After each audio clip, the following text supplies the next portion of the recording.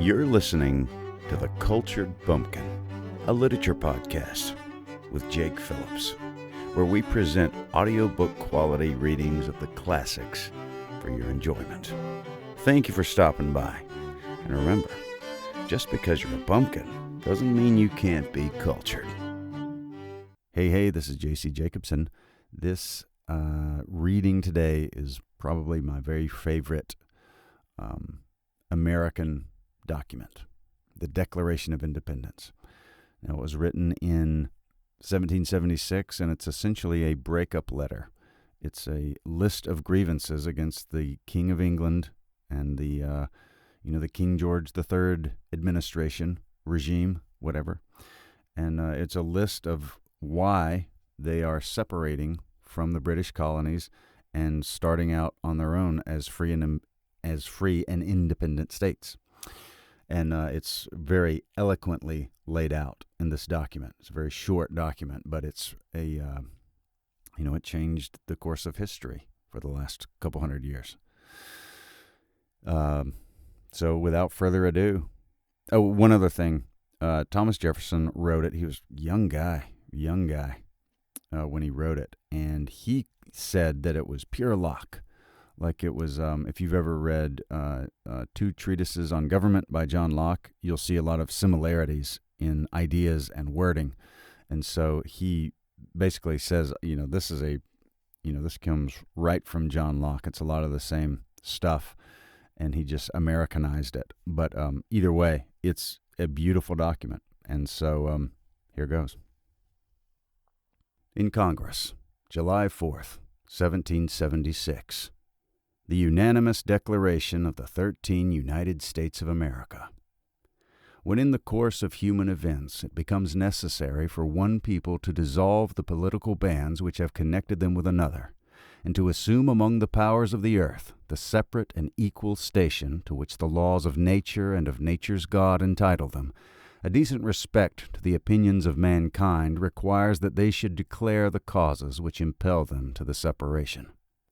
We hold these truths to be self-evident, that all men are created equal, that they are endowed by their Creator with certain unalienable rights, that among these are life, liberty, and the pursuit of happiness, that to secure these rights, governments are instituted among men, deriving their just powers from the consent of the governed, that whenever any form of government becomes destructive to these ends, it is the right of the people to alter or to abolish it, and to institute new government, laying its foundation on such principles and organizing its powers in such form as to them shall seem most likely to affect their safety and happiness.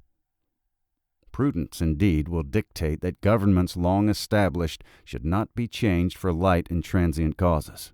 And accordingly, all experience hath shown that mankind are more disposed to suffer while evils are sufferable than to right themselves by abolishing the forms to which they are accustomed.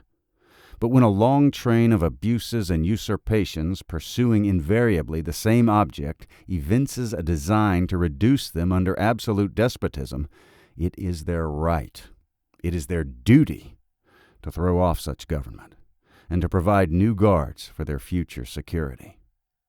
Such has been the patient sufferance of these colonies, and such is now the necessity which constrains them to alter their former systems of government. The history of the present King of Great Britain is a history of repeated injuries and usurpations, all having in direct object the establishment of an absolute tyranny over these states. To prove this, let facts be submitted to a candid world. He has refused his assent to laws the most wholesome and necessary for the public good. He has forbidden his governors to pass laws of immediate and pressing importance, unless suspended in their operation till his assent should be obtained, and when so suspended, he has utterly neglected to attend them. He has refused to pass other laws for the accommodation of large districts of people, unless those people would relinquish the right of representation in the legislature, a right inestimable to them and formidable to tyrants only. He has called together legislative bodies at places unusual, uncomfortable, and distant from the depository of their public records for the sole purpose of fatiguing them into compliance with his measures. He has dissolved representative houses for opposing with manly firmness his invasions on the rights of the people. He has refused for a long time, after such dissolutions, to cause others to be elected, whereby the legislative powers, incapable of annihilation, have returned to the people at large for their exercise, the state remaining in the meantime exposed to all the dangers of invasion from without and convulsions within. He has endeavored to prevent the population of these states, for that purpose obstructing the laws for naturalization of foreigners, refusing to pass others to encourage their migrations hither, and raising the conditions of new appropriations of lands. He has obstructed the administration of justice by refusing his assent to laws for establishing judiciary powers. He has made judges dependent on his will alone for the tenure of their offices, and the amount and payment of their salaries. He has erected a multitude of new offices, and sent hither swarms of officers to harass our people and eat out their substance. He has kept among us in times of peace standing armies without the consent of our legislatures. He has affected to render the military independent of and superior to the civil power. He has combined with others to subject us to a jurisdiction foreign to our Constitution and unacknowledged by our laws, giving his assent to their acts of pretended legislation.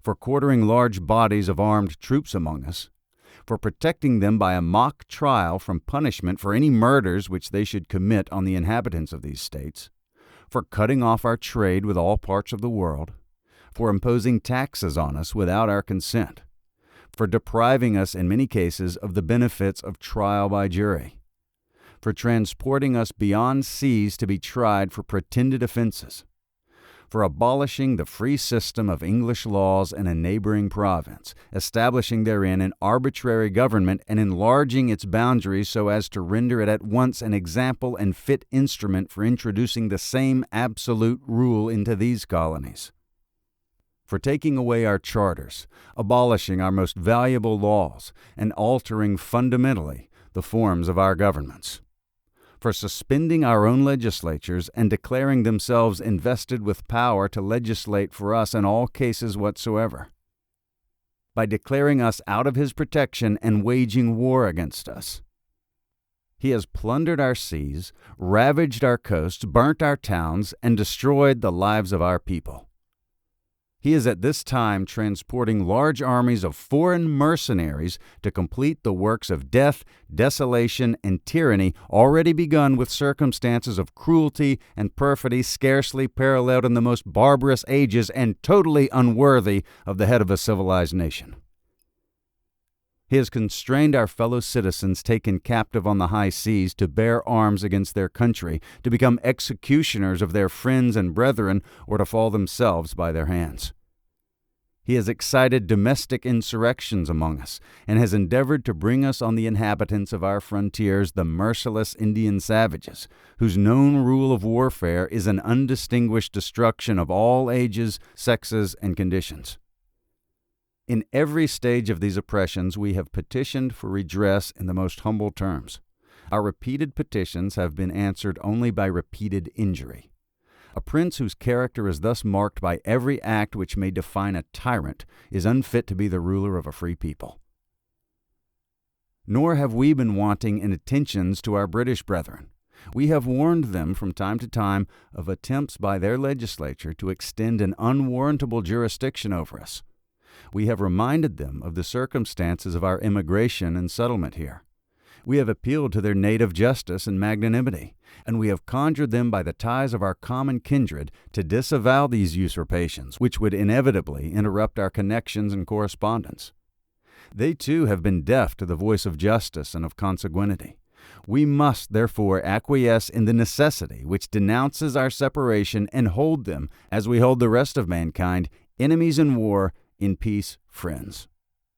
We, therefore, the representatives of the United States of America in General Congress, assembled appealing to the Supreme Judge of the world for the rectitude of our intentions, do, in the name and by authority of the good people of these colonies, solemnly publish and declare that these united colonies are, and of right ought to be, free and independent states, that they are absolved from all allegiance to the British Crown, and that all political connection between them and the state of Great Britain is, and ought to be, totally dissolved, and that as free and independent states they have full power to levy war, conclude peace, contract alliances, establish commerce, and to do all other acts and things which independent states may of right do. And for the support of this declaration, with a firm reliance on the protection of divine providence, we mutually pledge to each other our lives, our fortunes, and our sacred honor. That was really something. The Declaration of Independence. Thank you very much for listening. You've been listening to The Cultured Bumpkin, a literature podcast with Jake Phillips. Thank you very much for listening. I really do appreciate it. If you enjoyed this, would you mind going and subscribing and leaving a nice review on whatever podcast platform you heard this on? I would really appreciate it. Thank you very much for listening, and we'll see you next time.